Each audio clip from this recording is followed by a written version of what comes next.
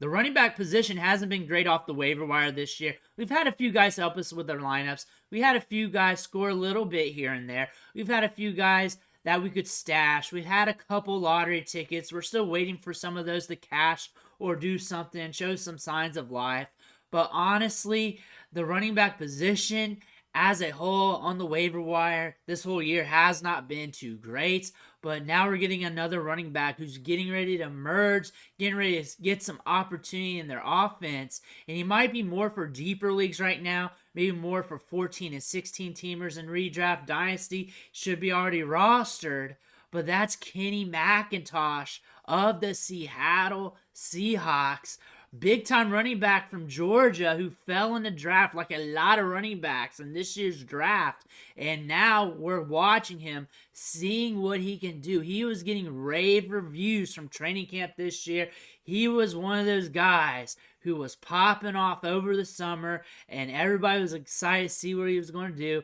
And then he gets hurt and went on IR. Still on IR, but we're waiting for him to get elevated back to the 53. Maybe he gets some snaps soon. We're going to go over the news, the facts, the data to see whether or not you need him for your fantasy team. But what you need to do right now is click that subscribe button. Tap it with your finger on your phone. Click it with your mouse on the computer. Whatever you need to do to get the job done. We're going over these deep prospects on the waiver wire every day. We're helping you set your lineups and everything else. Click that button. Stop missing out. Let's look at Kenny McIntosh real quick.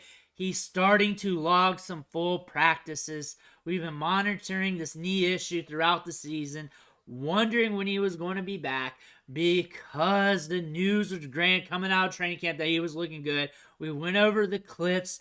He was looking explosive.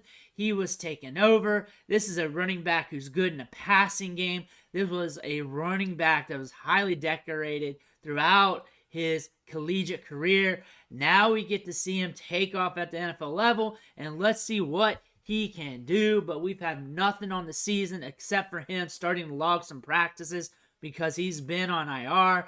Rookie running back who fell in the draft, who we're just waiting to see what he can do at the NFL level. We were talking about him all summer long during rookie minicamp, during training camp, during preseason before the injury because he was looking good. He was getting clips rolled out left and right about him, looking explosive, looking better than his testing numbers from the combine even, and he was drawing rave reviews from Pete Carroll, who was talking him up. He does talk up some players from time to time, but Kenny McIntosh exceeded expectations. Carroll mentioned that he dropped 10 pounds, looked quicker, was working hard. And the thing about him, his prospect profile is pretty fascinating, as he was a high-end 4-star recruit coming out of high school. Georgia wanted him, Oklahoma wanted him, Alabama wanted him, Auburn wanted him. All the top schools wanted him due to his receiving skill set, due to him being explosive, due to his vision and ability to read the momentum of the defenders around him. And then we got to the collegiate level in Georgia. But Georgia is hossed up at running back. We got Zamir White, we got James Cook, DeAndre Swift, we got Kendall Milton. We got a lot of stud running backs, and they do not allow you to work a full workload. You get sprinkled in there. You get some opportunities. His final year there in 2022, got 829 yards, 10 touchdowns, used more in the passing game, 505 receiving yards off of 43 receptions.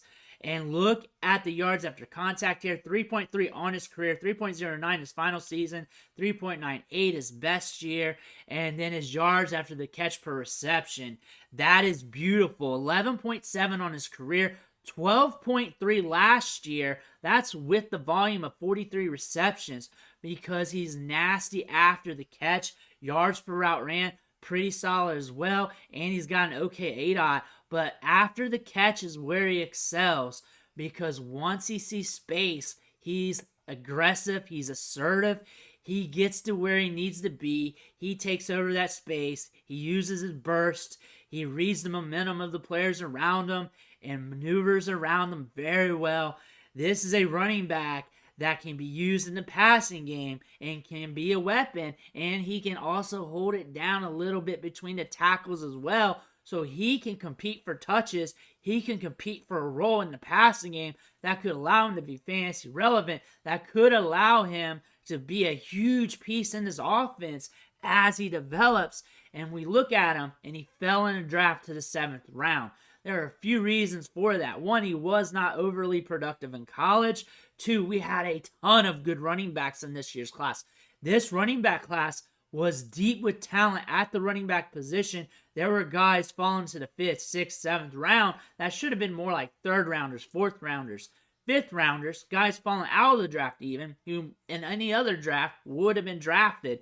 But this year, we had so many running backs. This was declared one of the deepest running back classes of all time, with the supply up and the demand low for running backs. And we know the demand's low for running backs because we see how these teams want to sign running backs, that they were not jumping off the bit to draft these guys. They were rolling with other positions, and that created a discount at the running back position in the back half of the draft. So guys like Kenny McIntosh, who probably would have been a 4th rounder, 5th rounder in any other draft, fell to the 7th round. Also, his combine metrics did not live up to the tape. 4.62 40-yard dash, speed score low, burst score low, did not live up to that. But you go to the tape, you see something a little bit different. You see a more burst. You see a little bit better speed. He's not a burner. He's not going to be the fastest guy. He's not an A-chain. He's not going to get you 4.3 speed, 4.4 speed. He's not that dude on tape. But when he gets the ball in open field, hits that top speed, he can pull away a little bit. You see that in the yards after the catch per reception numbers on his career.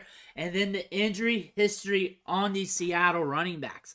Kenneth Walker pulls up with injuries from time to time. We're seeing this with Zach Charbonnet. We saw this in the offseason and training camp. All 3 of these running backs rotate injuries, it feel like.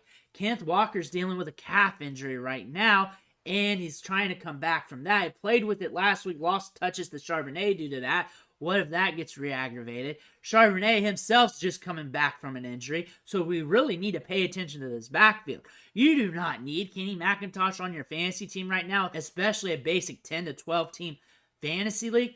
However, knowing that this team wants to run the football, we have 3 running backs here that takes turns with injuries. You need to know all 3 of these guys. We know Kenneth Walker's the hoss. We know he gets the opportunities. We know he gets the touches. We know Zach Charbonnet's the 2nd round pick. We know Pete Carroll likes him. He's been talking him up in the media. I got more about Carroll and Charbonnet to go over on the channel here later today or tomorrow.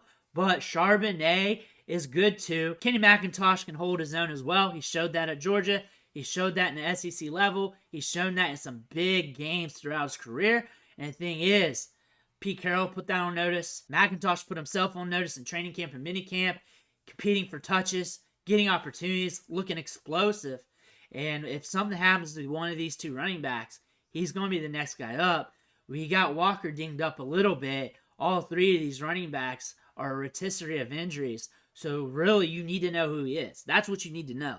That's what you need. You need to know who Kenny McIntosh is. You need to know he's a deep stash at running back. If you want to, in a 12-team league, go ahead. You got to stash something. That's if you want to. He's a lottery ticket, but you need to know who he is just in case these injuries come up again, because they've reared their head up a few times over the last 12 months or so for this team. We saw that with Kenneth Walker last year. We saw it in the offseason. We're seeing a little bit now. We see this with Zach Charbonnet. He's been out for some time.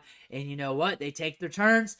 Even McIntosh has been hurt. So you need to know this running back depth chart. This is a depth chart you need to know because they use their running backs. However, you don't need them because you don't have the room right now. You don't need to pick him up right now. But you still need to know who he is because the nature of this depth chart. So you do need him. This is a prospect you do need because you need to know who this is, and you need to pay attention to the Seattle running back depth chart just in case it turns and burns through attrition during the rest of the season, because that could possibly happen. We already saw it this year. We already saw it happen.